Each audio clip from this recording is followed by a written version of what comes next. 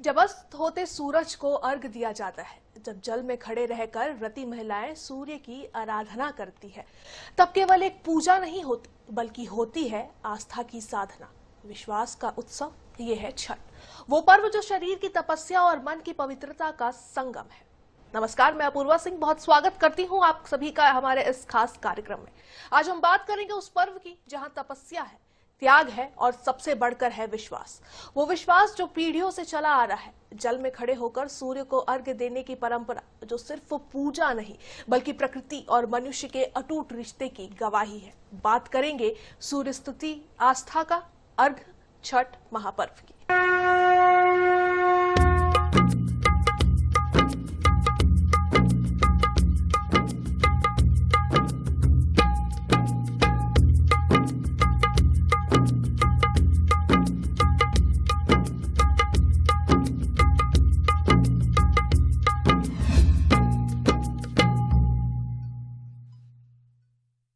तो दीपावली के तुरंत बाद देश में लोक आस्था के महापर्व छठ पूजा की भक्तिमय खुशबू महसूस की जा रही है। पूर्वी उत्तर प्रदेश और बिहार समेत पूरे देश में इस अनूठे त्योहार को लेकर तैयारियां जोरों पर है। ये 4 दिवसीय महापर्व इस वर्ष 25 अक्टूबर को नहाय खाए के साथ शुरू हो रहा है और इसका समापन 28 अक्टूबर को उगते सूर्य को अर्घ्य देने के साथ होगा। 4 दिनों की ये साधना सिर्फ नियमों का पालन नहीं बल्कि इस मातृत्व की परंपरा है जो पीढ़ियों से चली आ रही है। छठ पूजा में सूर्य देव के साथ प्रकृति की उपासना होती है। यह त्योहार हमें संयम, कृतज्ञता और संतुलन का संदेश देता है। छठ एक ऐसा पर्व जो जितना धार्मिक है उतना ही वैज्ञानिक भी। यह त्योहार बताता है कि सूर्य सिर्फ प्रकाश का नहीं, जीवन का भी स्रोत है।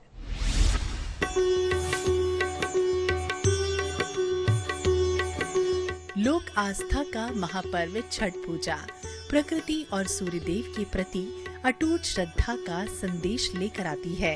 पूर्वी उत्तर प्रदेश और बिहार समेत पूरे देश में इस अनूठे त्योहार को लेकर तैयारियां जोरों पर हैं।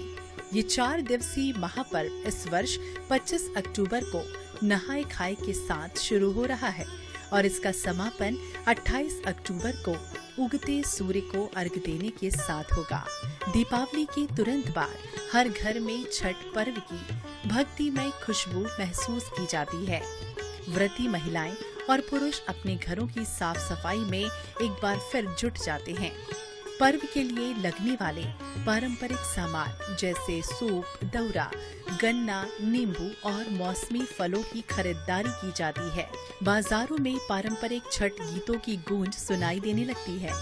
ये पर्व स्वास्थ्य, संतान की दीर्घायु और सुख समृद्धि की कामना के लिए रखा जाता है। डूबते और उगते सूर्य को अर्घ्य देने की यह अनूठी परंपरा इस बात का प्रतीक है कि जीवन में हर स्थिति उदय और अस्त दोनों का सम्मान के साथ होनी चाहिए। Bureau report, INH 24/7।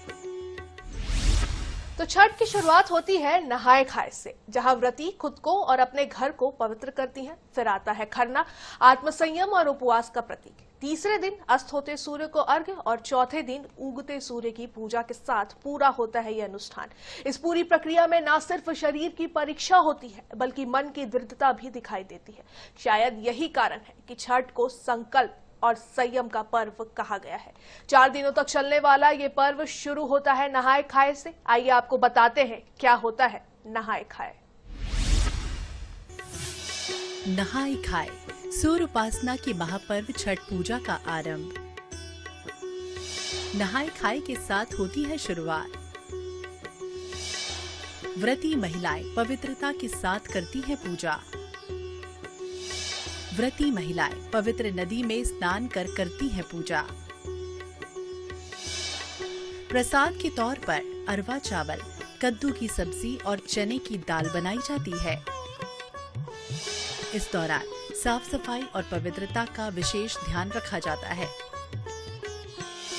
ये दिन 4 दिवसीय अनुष्ठान के लिए देह और मन की पवित्रता का प्रतीक है। सूर्य उपासना के महापर्व छठ पूजा का पहला दिन नहाय खाए के नाम से जाना जाता है, जो पवित्रता और शुद्धि का प्रतीक है। नहाय खाए के दिन व्रती महिलाएं सुबह सवेरे उठकर पवित्र गंगा नदी या किसी अन्य पवित्र जल स्रोत में स्नान करती हैं। ऐसा संभव न होने पर आज के समय में महिलाएं घर में भी स्नान कर सकती हैं।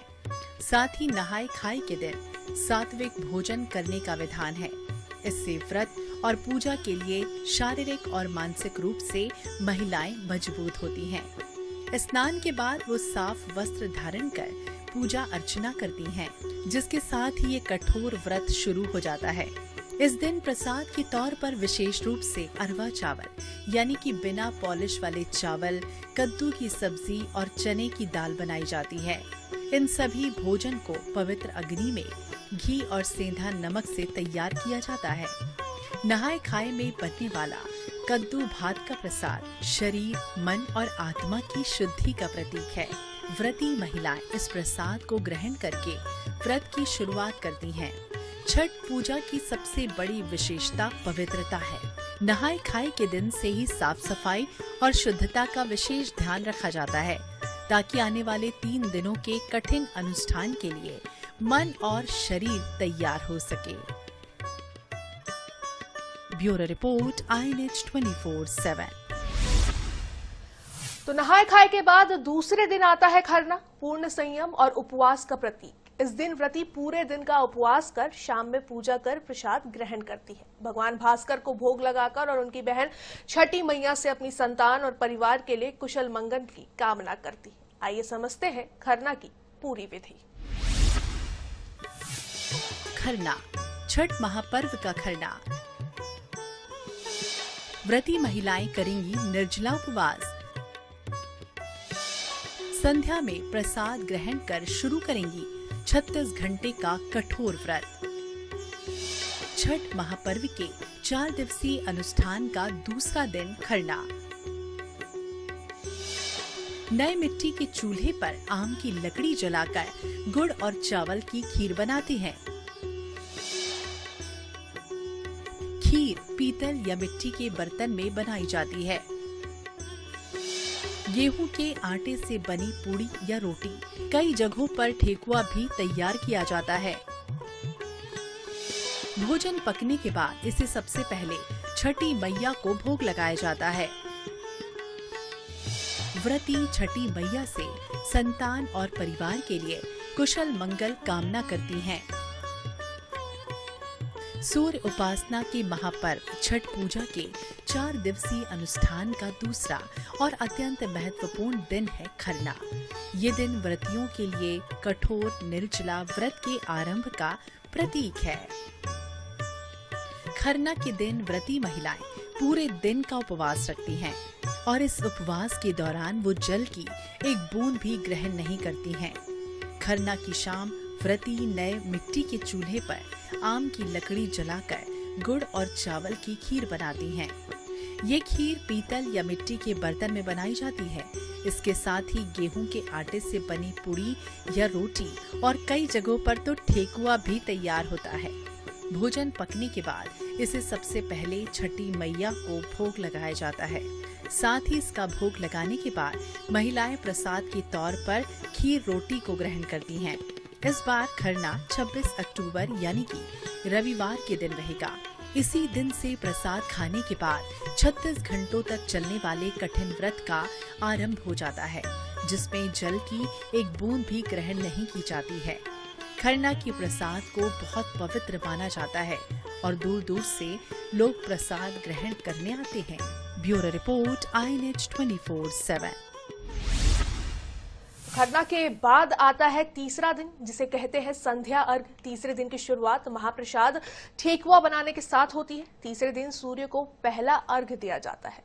छठ पूजा के टोकरी में पूजन सामग्री रख सूर्य को अर्घ दिया जाता है। तीसरे दिन क्या कुछ है खास और क्यों है तीसरा दिन सबसे ज्यादा महत्वपूर्ण, आइए जानते हैं। छठ पूजा का महाअनुष्ठान। अस्ताचलगामी सूर्य को दिया जाता है पहला अर्घ। ठेकुआ महाप्रसाद के साथ व्रती करेंगी छठी मैया का आह्वान। दिन की शुरुआत महाप्रसाद ठेकुआ बनाने के साथ होती है। सूर्यास्त के समय पहला अर्घ दिया जाता है। नदी या तालाब में खड़े होकर पानी की धारा बनाकर सूर्य देव को जल चढ़ाती हैं।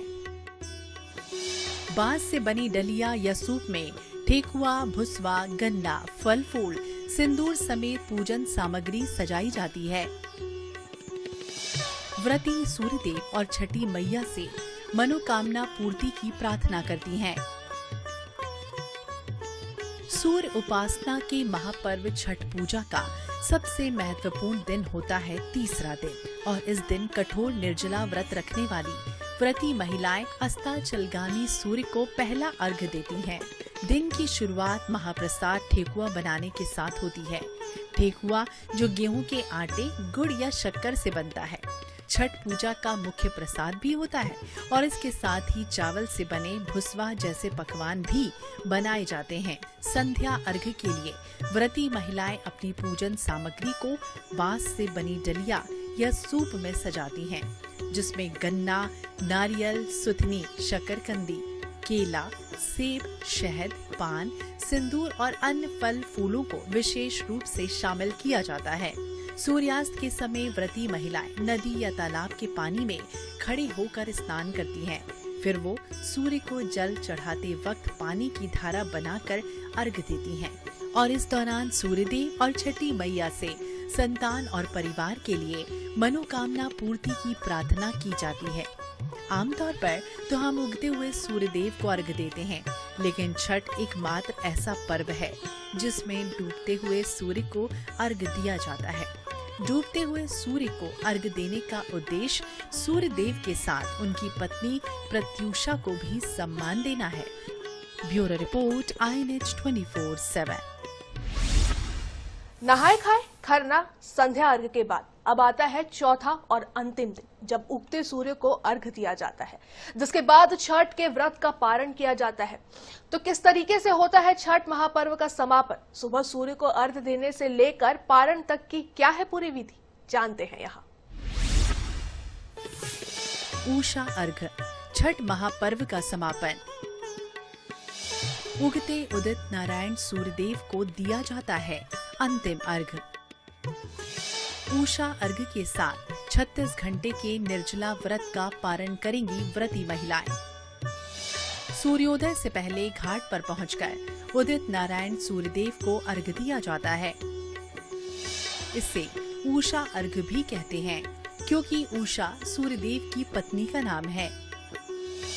डूबते और उगते सूर्य को अर्घ्य दिया जाता है, क्योंकि उषा और प्रत्यूषा सूर्य की शक्तियों का मुख्य स्रोत हैं। संतान की रक्षा और परिवार की सुख शांति के लिए सूर्य देव और छठी मैया से प्रार्थना। उगते सूर्य को अर्घ्य देने के साथ ही छठ पर्व का समापन। व्रती महिलाएं कच्चे दूध, जल और प्रसाद से व्रत का पारण करेंगी। सूर्य उपासना के महापर्व छठ पूजा के 4 दिवसीय कठोर अनुष्ठान का अंतिम और आखिरी दिन उषा अर्घ्य है। व्रती महिलाएं उगते हुए सूर्य देव को अर्घ्य देकर 36 घंटे के निर्जला व्रत का पारण करती हैं। चौथे दिन अर्घ्य को उषा अर्घ्य भी कहा जाता है, क्योंकि उषा सूर्य देव की पत्नी का नाम है। छठ पूजा की ये विशेषता है कि इसमें डूबते यानी कि प्रत्यूषा और उगते यानी कि उषा दोनों सूर्यों को अर्घ्य दिया जाता है, जो सूर्य देव की समस्त शक्तियों के स्रोत है। व्रती महिलाएं सूर्योदय से पहले नदी के घाटों पर पहुंचती हैं।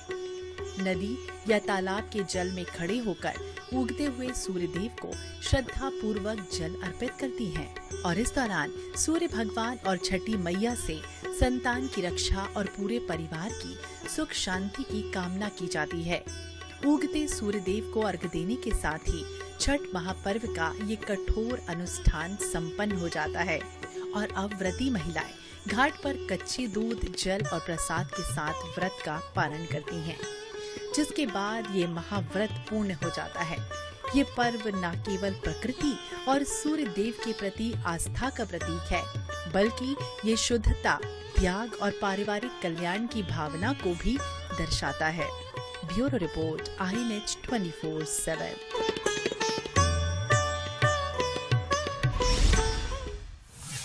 छठ पर्व को लेकर हमने उन महिलाओं से भी बात की है जो ये कठिन उपवास करती हैं। आइए सुनते हैं छठ महापर्व को लेकर उनकी भावनाएं और व्रती महिलाओं से जानते हैं इस महापर्व की महत्ता।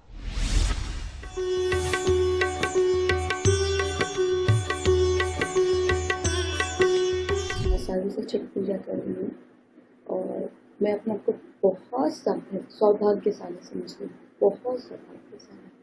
बता तो 3 दिन का व्रत है, निर्जला, बिना अन्न पानी का, लेकिन आप करके देखिए, पता नहीं चलता।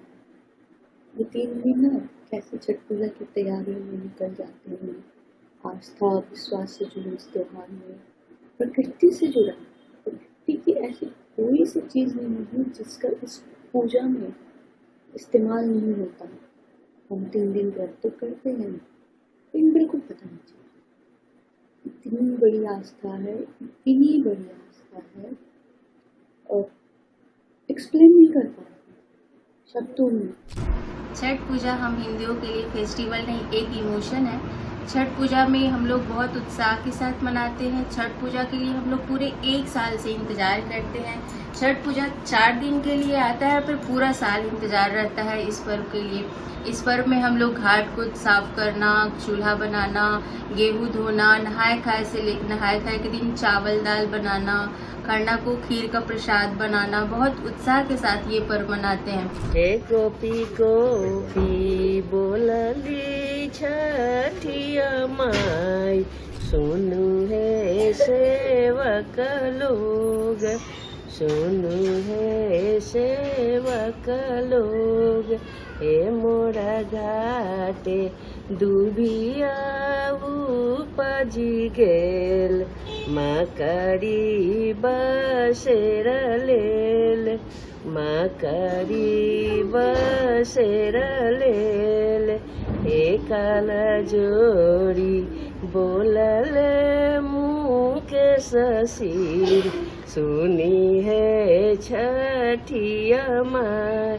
एकल जोड़ी बोलले अभिषेक सीन, सुनी है छठिया माई।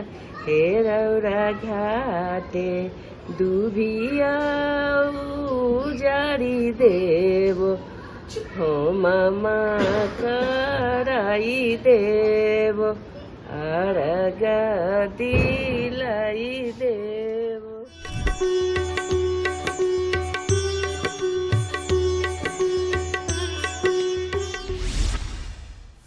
उगता है सूरज तो सिर्फ आसमान नहीं जगमगाता, हर मन में एक नई किरण जन्म लेती है। यही है छठ, जो बताता है कि विश्वास सबसे उजला प्रकाश है। छठ पूजा पर्यावरण और आस्था दोनों का संगम है। ये पर्व सिखाता है कि श्रद्धा का असली रूप तभी है जब हम प्रकृति की रक्षा के साथ साथ पूजा करें। आज जब शहरों में तालाब सिकुड़ रहे हैं, तब छठ का पर्व हमें पर्यावरण से जुड़ने का अवसर देता है। अब देश भर में लोग इको फ्रेंडली पूजा की ओर भी बढ़ रहे हैं। मिट्टी के दौरे, केले के पत्तों के थाल और प्राकृतिक सजावट। सूर्य सिर्फ ऊर्जा नहीं देते, वो हमें हर अंधकार से लड़ने की शक्ति भी देते हैं, और यही शक्ति हमें हर साल छठी मैया के साथ इस पर्व में मिलती है। इस कामना के साथ कि हर घर में खुशियों का सूरज चमकता रहे, मैं अपूर्वा सिंह सूर्य स्तुति आस्था का अर्घ छठ महापर्व से विदा लेती हूँ। छठ पूजा की आप सभी को हार्दिक शुभकामनाएं।